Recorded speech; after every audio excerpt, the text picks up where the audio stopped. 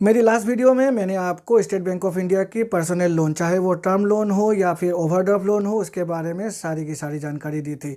आपको बताया था किस तरह से हम स्टेट बैंक ऑफ इंडिया से एक पर्सनल लोन अप्लाई कर सकते हैं, क्या क्या कंडीशंस है, कौन कौन सी डॉक्यूमेंट हमें प्रेजेंट करने पड़ते हैं और क्या क्या एलिजिबिलिटी क्राइटेरिया है जिसके बेसिस पर स्टेट बैंक ऑफ इंडिया हमें पर्सनल लोन दे देती है।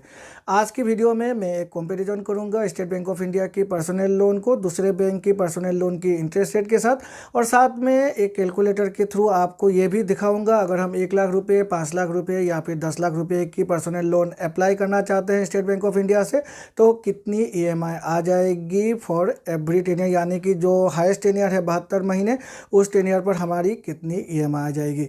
ये जो कैलकुलेटर है इसकी लिंक को मैं नीचे दे दूंगा डिस्क्रिप्शन में, आप इसे डाउनलोड कर लीजिएगा और उसके बाद आप अपनी बेसिस जो आपकी पर्सनल लोन, जिस अमाउंट की आप पर्सनल लोन अप्लाई करना चाहते हैं, तो आप इस कैलकुलेटर के थ्रू खुद घर बैठे ही कैलकुलेट कर लीजिएगा आपकी ईएमआई कितनी आ जाएगी और उसके बाद ही आप पर्सनल लोन अप्लाई करने जाइएगा स्टेट बैंक ऑफ इंडिया में। नमस्कार दोस्तों, मेरा नाम है विराज और आपका स्वागत है मेरे चैनल विराज की बातें में। तो चलिए आज की वीडियो को फटाफट शुरू करते हैं।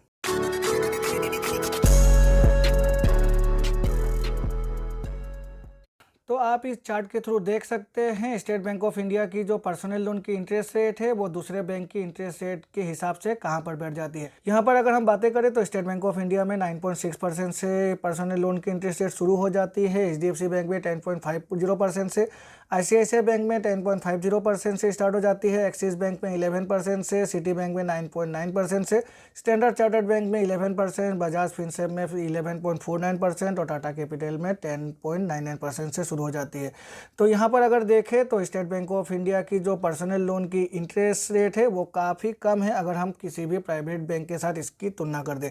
लेकिन अगर नेशनलाइज्ड बैंक के साथ इसकी बातें करें तो जो इंटरेस्ट रेट है वो करीब करीब एक ही है। जो स्टेट बैंक ऑफ इंडिया की इंटरेस्ट रेट है वो दूसरी प्राइवेट जो नेशनलाइज्ड बैंक है उसकी इंटरेस्ट रेट के साथ काफ़ी कुछ मिल जाती है। तो देखा ना आपने, स्टेट बैंक ऑफ इंडिया में जो पर्सनल लोन की इंटरेस्ट रेट है वो काफ़ी कम है अगर हम दूसरे बैंक की पर्सनल लोन की इंटरेस्ट रेट के साथ इसकी तुलना करते हैं। अब चलिए मैं कैलकुलेटर के थ्रू आपको दिखा देता हूं। अगर मैं 1 लाख रुपये, 5 लाख रुपये या फिर 10 लाख रुपये की personal loan state bank of India से अप्लाई करता हूं तो मेरी ईएमआई कितनी आ पाएगी। ये है पर्सनल लोन ईएमआई कैलकुलेटर। ये जो ईएमआई कैलकुलेटर है इसको मैंने grow.in से लिया है और इस जो कैलकुलेटर की लिंक है उसको मैं अपनी डिस्क्रिप्शन में दे दूंगा। आप इसे डाउनलोड करके अपने हिसाब से अपनी जो पर्सनल लोन की अमाउंट है उसकी ईएमआई को कैलकुलेट कर लीजिएगा। यहाँ पर अगर मैं 1 लाख की लोन अमाउंट को अप्लाई करता हूँ और रेट ऑफ इंटरेस्ट से अभी एट प्रेजेंट से 12.60 जो कि नॉर्मल है, 12.60 यहाँ पर दे देता हूँ और जो मेरी टेनियर है वो 6 सालों की ही होती है। यहाँ पर 10,000 मैंने दिया है, एक और जीरो लग जाएगा।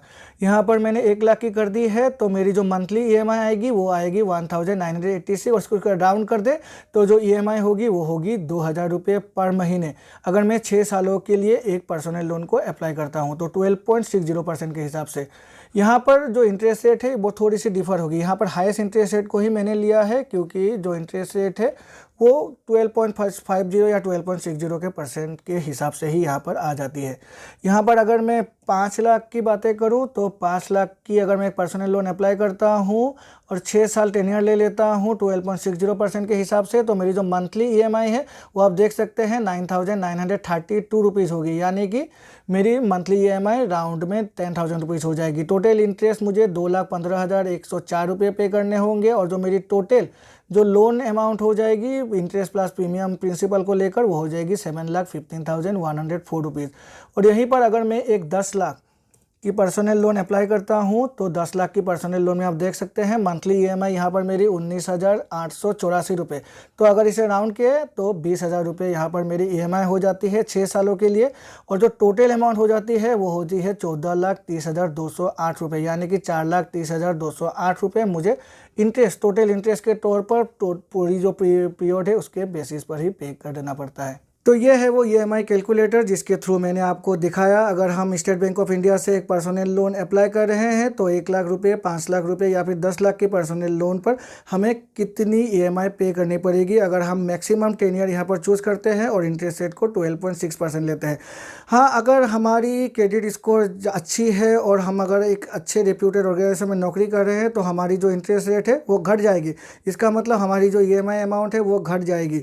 तो इसको भी आपको ध्यान में रखना है। लेकिन यहाँ पर जो EMI अमाउंट है वो करीब करीब जो मैंने दिखाया उसके करीब करीब ही रहेगी। कभी थोड़ी सी 20-25 रुपये बढ़ सकती है, 50 रुपये बढ़ सकती है, या फिर 50 रुपये घट सकती है, लेकिन अगर राउंड कर दे तो वही EMI अमाउंट आ जाएगी।